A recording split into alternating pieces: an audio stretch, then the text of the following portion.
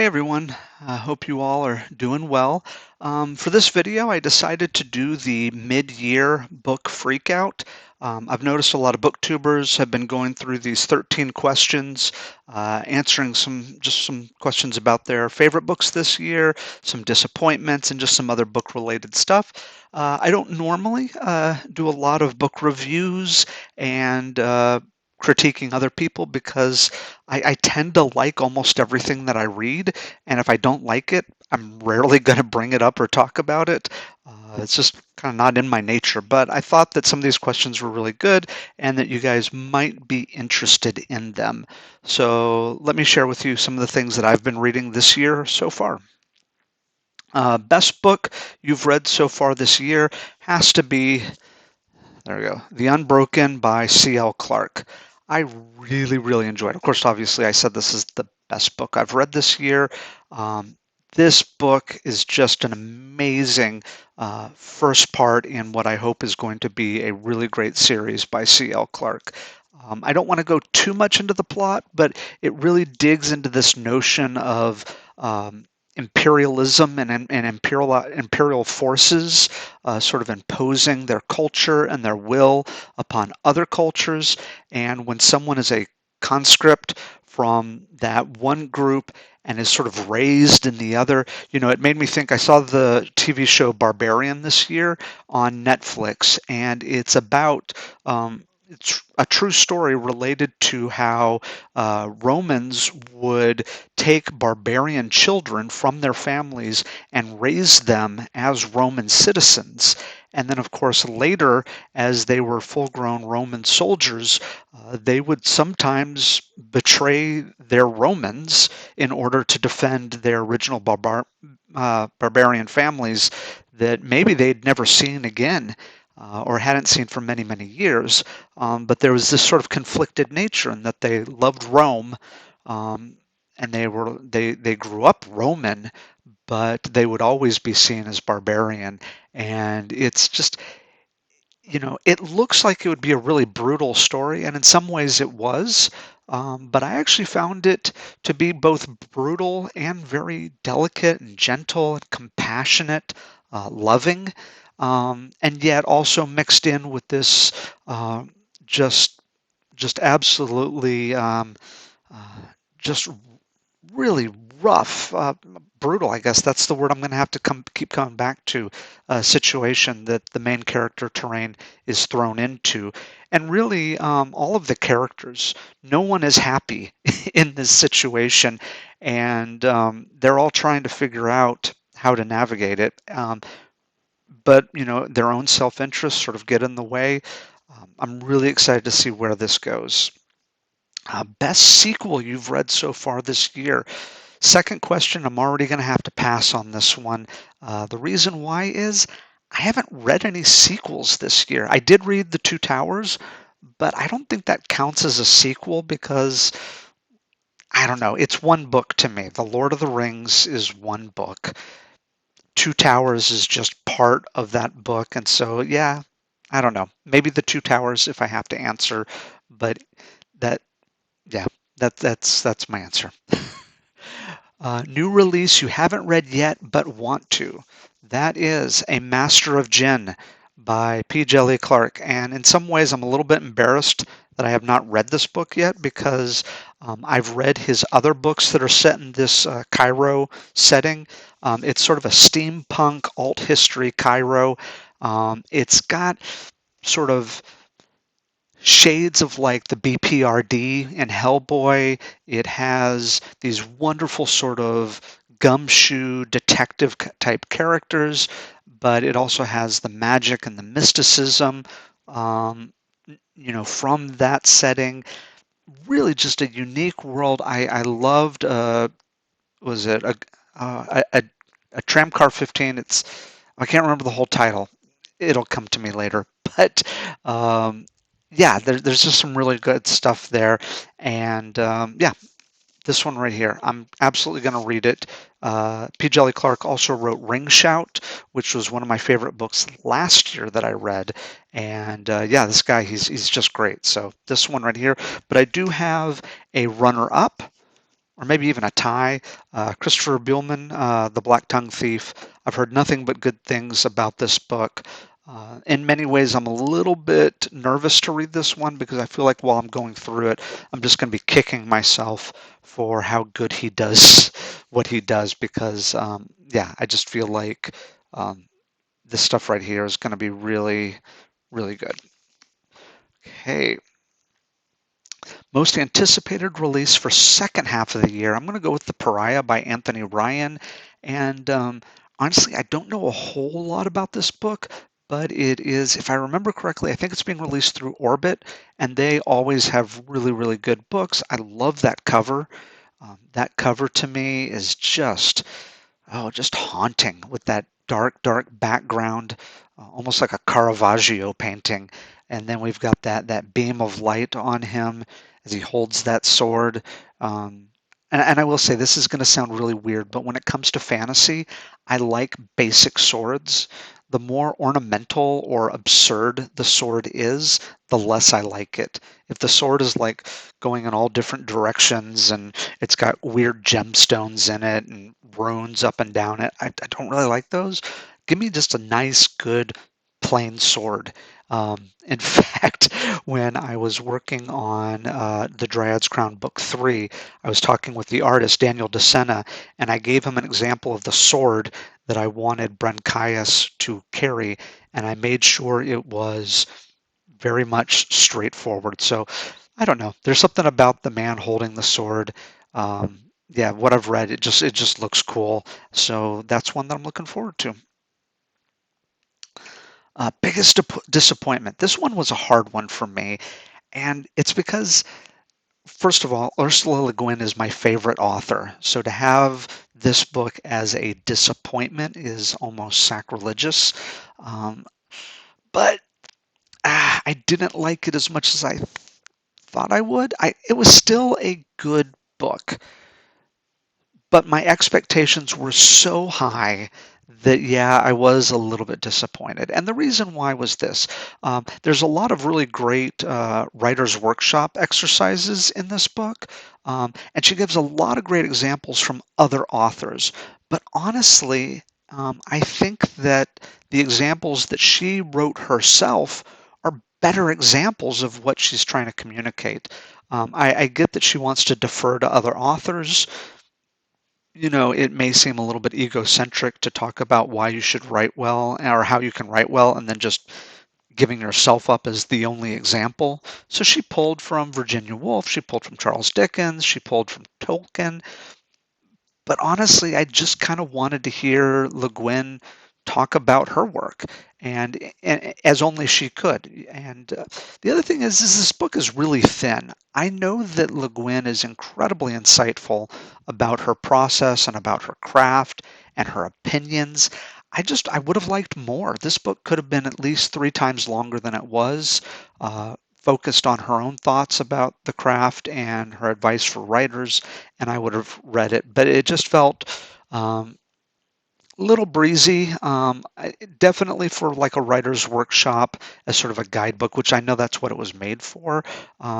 But I would have loved something that was just a little bit more her and a little bit less workshop curriculum. Next one, The Test. This one, it's a novella, very quick read, but man, you get about a third of the way through and it just blows your mind. I don't want to spoil anything. I don't want to give anything away, but the book is kind of a mystery in a mystery in a mystery. And once you think that you understand what you're seeing, things change. And it was fun. It was a fun read. I really enjoyed it. I don't even want to tell you what I compare it to because if I did, that would spoil it. But yeah, this is one that you need to check out. Favorite new author? Okay, Robin Hobb is not new. She's been around the block. She's written a lot of really great work, but she's new to me. I just started reading The Assassin's Apprentice, and yeah, I mentioned Christopher Buehlman about how I'm worried about reading his book because it'll just remind me of how much more I have to do and how far I have to go. Robin Hobb is exactly like that. The kind of stuff that she's writing is the kind of stuff that I want to write. And I look at it and I'm like, man, I'm just like jotting down little bits and pieces here and going, that's it's just so good. Yeah, she is an absolute master in the world of fantasy. And yeah, I can't wait to read the rest of her work. Newest fictional crush. This question comes up, and I've actually seen people post about this on Instagram about their fictional boyfriends. I haven't heard as many fictional girlfriends, but yeah, this crush thing. And I was thinking, I don't really have a fictional crush in books. I admire certain characters in the books that I read, um, and I like them all for different reasons. But then I was thinking, okay, if we go beyond books and talk about just all fictional characters that are out there, I have been playing Witcher 3 the past year and a half. It's been my COVID diversion. So while I'm stuck in the house, Geralt and his horse Roach can ride the countryside and be free. And Kiera Metz right there, we really hit it off. I was fond of her, I must admit. She was pretty cool, and it ended badly. Um, I don't think this is spoilerish at all because obviously, if you play the game, you might do something different than what I did. But Geralt ended up killing her, so yeah, that was rough. I say it as if I had no part in this. Yeah, I'm just really sorry. Yeah, yeah, that was yeah, that was disturbing. But I miss you. Okay, newest favorite character. Well, we're gonna have to come back once again to the Unbroken. Um, there's two main characters. There's Terrain and there's Luca, and Luca's great. She is a really cool character. I like kind of the dilemma and the place she's put in. But let's be honest, Terrain steals the show. She is just a lot of people I've heard talking about the book refer to her as a badass, and I don't know. She spends a lot of the book getting her ass kicked, so I don't know just how badass she is. She's not like John Wick with a dagger. Um, she definitely is a trained, cold-blooded soldier at times. But I think underneath that hard exterior, there's some big feelings going on underneath all of that she's still processing. But um, without spoiling anything, man, she does a really cold-blooded thing later on in the book that you're just like, okay, damn, all right, that happened. And for that, sorry to be so vague, but Terrain. I'm Team Terrain all the way. Um, so that's all I will say about that. Book that made you cry. Mentioning Robin Hobb, mentioning The Assassin's Apprentice. Um, I don't know if this falls. This would be mildly spoilerish, but it's really in the first 50 pages. But Nosy was done dirty. That was a shame. Um, Rest in peace, Nosy. Sorry, that is a spoiler. But but as I said, first 50 pages. It's early on. Hopefully you've read it. If not, sorry. Yeah, that's it's rough. Okay, and then book that made you happy. Good Omens. I read Good Omens at the beginning of the year, and nothing like a book about the end of the world written by Neil Gaiman and Terry Pratchett to put you in a good mood. It's a fun book. It's a good read. Good Omens. Yeah, yeah. If you've seen the Amazon TV show, the book does not disappoint at all. It holds up and exceeds the adaptation. Um, Definitely, yeah. If you haven't read it, what are you doing? You got to read this one. It'll make you smile. Okay. Most beautiful book you've bought so far this year. This one was a tough one. Um, I've got some really cool books, but I've got two choices. One is The Last Wish, book one of The Witcher. This is a special cover that was, it's a UK version. Gosh, it's, try to remember. Oh, it's Illumicrate did this cover, and so I had to order it and get it shipped here. But look at that black right along there. Isn't that cool? That's cool. I like the really minimal cover design with the birds and the trees there. Just kind of a cool look. And even, let's see if I can get to it, the little forest scene here. I mean, and the other reason why I like this book so much is because I hate most of the Witcher book covers. They are based off of the ones that we have in the US. We have a lot of cross-promotional covers that have the video game images on. And once again, I like the video. I love the video game. But I don't like cross-promotional covers. I wish that they would have visually done something different. This is something different. My only wish is that they had the rest of the series done up the same way as this one, because this one looks great. The other one's not so much. Another one that is sort of a no-brainer is this version of Dune. Yeah, I've seen a lot of booktubers sort of rocking this cover on their bookshelf in the background. It's hard not to notice it because you've got that beautiful orange and that just blue right there, of course, connecting with the blue eyes of our character.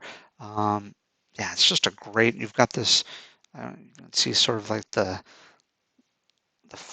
this reflective foil there. And of course, who doesn't love a nice painted pages like that? But yeah, this one just looks really cool. And so, not surprising, this one also goes on my list. All right. What books do you need to read by the end of the year? Okay, I've got a lot of books that I need to read. First and most obviously, I need to finish the Farseer trilogy. I'm working my way through the first one, and then here are the next two. Hi there. Here are the next two that I need to read. And so, yeah, I need to go through this series, and I'm anxious to work my way through it because Robin Hobbs is amazing. And then, if not, if I'm going to try to make my life even more difficult, I'm going to read The Way of Kings, the first book of the Stormlight Archive, because, yeah, why not, when I've got a ton of books to read, to throw this monster book in there as well. And of course, the Stormlight Archive is quite a beefy series. I've got all the books, and I've heard so many great things about it that I'm looking forward to reading it. But this will probably be at the end of the year. So anyway, that is my mid-year freak out, and I hope you enjoyed it. Let me know in the comments what you agree with, what you disagree. Let me know your own answers to some of these questions. I'd love to hear it. I always enjoy good book recommendations. And there we go. Keep in mind that the Dryad's Crown series, book 3, just came out recently, and it is available for sale on Amazon. Go to dryadscrown.com. Each of the books are 99 cents. They're short novellas, but they're adding up to be quite an epic series. So thank you once again, and you guys have a great rest of your week.